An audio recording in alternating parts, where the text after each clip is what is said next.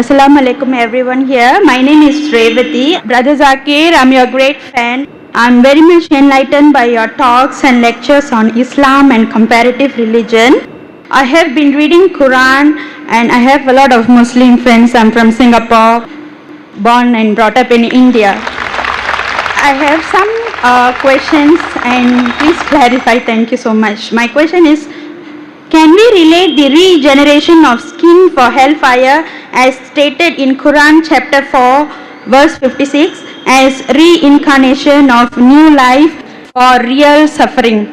Thank you. Sister asked a very good question. Thank you.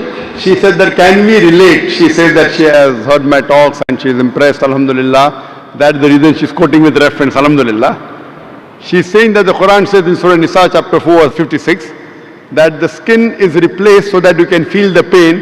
Is it similar to reincarnation and a person is born again in this world? Sister, both are different. What Quran says in Surah Nisa chapter 4 verse 56, as to those who reject our signs, we shall cast them in the hellfire, and as often as their skins are roasted, we shall give them fresh skin so that they shall feel the pain. Previously science thought that only brain was responsible for feeling of pain. Today we come to know that in the skin there are pain receptors which are responsible for feeling of pain, which we did not know earlier. Quran says that God will give fresh skin so that they shall feel the pain. Scientifically it is proven. Now for example, Almighty God is just. Quran says in Surah Nisa chapter 4 40, Allah subhanahu wa ta'ala is never unjust in the least degree. That means he is very just. For example, history tells us that Hitler incinerated 6 million Jews. Today, if our law catches Hitler, what punishment can you give? Maximum you can give is kill him. That will take care of one. What about the remaining 5,999,000 people that he has killed? In the Akhirah, in next life, Almighty God says, as to those who reject our signs, we shall cast them in the hellfire. As often as the skins are roasted, we will give them a fresh skin.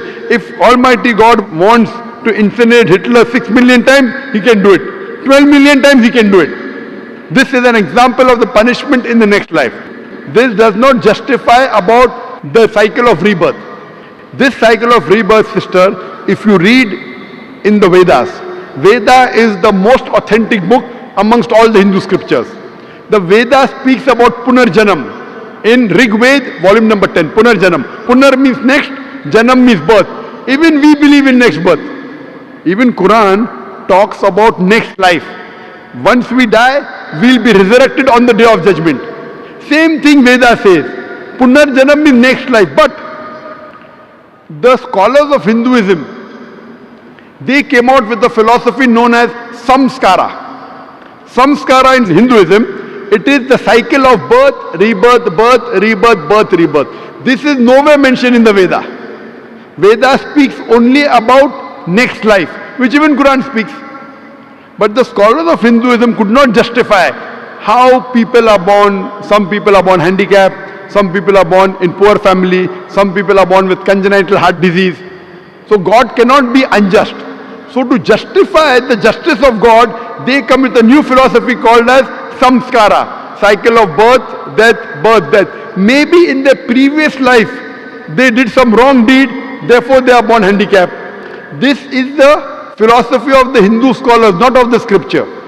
Your Vedas are very explicit, Punarjanam, next life. Even Quran says you come in this world. Allah says in the Quran in Surah Mulk chapter number 67 verse number 2, Allazi khalaqal mauta wal hayata. It is Allah who has created death and life to test which of you is good indeed. So this world you have only life once. Once you die, Almighty God will resurrect you on the day of judgment. That's what the Vedas say. But the Hindu scholars, they could not explain why some children are born deaf, some dumb, some with heart disease, some in a poor family. Because they could not justify, they came with this philosophy which is not mentioned in the Vedas. Same way if you read Bhagavad Gita. Bhagavad Gita says that how does a soul change body? How does a caterpillar, when he goes to a blade, he jumps onto a new blade? Same way the soul changes into a new body. Doing once we have no problem, but doing multiple times is totally wrong. Now, I will give the explanation. What does Islam have to say that? Now, you will ask me the question, okay, if the Hindu Pandits are wrong, what is the explanation in Quran? In Islam, As I mentioned, Allah says in Surah Mulk chapter 16 verse number 2, Allazi khalaqal mauta wal hayata. It's Almighty God has created death and life to test which of his good deeds. So this life, sister, is the test for the hereafter. Every year when you appear for the examination, the test paper keeps on changing, right or wrong? You can't have the same paper. Similarly, Almighty God tests different people in different ways. The Quran says your children are a test for you. Quran says your wealth is a test for you. So Almighty God makes some human beings born poor, some rich. For the rich people, they have to give zakat. In Islam, every rich person who has a saving of more than 85 grams of gold, he or she should give 2.5% of that saving every lunar year in charity called as zakat. Poor man, there is no zakat. He gets 100 out of 100 marks in zakat. The rich man, if he doesn't give zakat, he'll get 0. If he gives half zakat, he'll get 50%. We say, Arey, garib hai, arey, poor man. That poor man is good, in akhirah is passing. So poverty is a test, wealth is a test. Whether do you follow the commandment of Almighty God. The Quran says even your children are a test. Maybe there's a couple who's very pious. To that couple is born a baby who has congenital heart disease. That baby has done no sin. Quran says every child is born as a masoom. Every child is born sinless. It is a test for the parents. That do the parents yet have faith in Almighty God? If the parent has less faith, he will start complaining, what type of God is this? I have prayed so much, yet he is giving me a child with handicap. A good Muslim, he will say, Alhamdulillah, praise be to Allah. He will accept it. He will not complain. Maybe God wants to give that parent higher degree. If you pass your bachelor's in arts, easy test, you get bachelor's degree. But if you pass MBBS, you get doctor in front of your name. But to pass MBBS is difficult.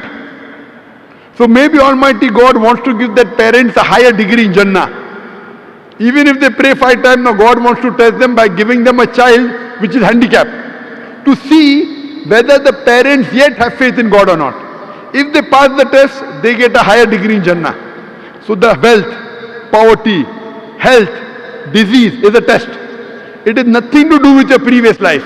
That is the theory of the Pandits, not of Vedas. So Veda is the same thing what Quran is talking about. You come in this world once, then you have next life, Punarjanam. But not death, birth, death, birth. This is not part of Veda. Hope that answers the question, sister. Sister, do you believe there is one God? I believe that there is one God and Prophet is a final messenger. Thank you. MashaAllah. Do you believe idol worship is wrong? No, I'm not doing idol worship for the past 9 years. And I would like to take Shahada with my children in Singapore later. Thank you so much.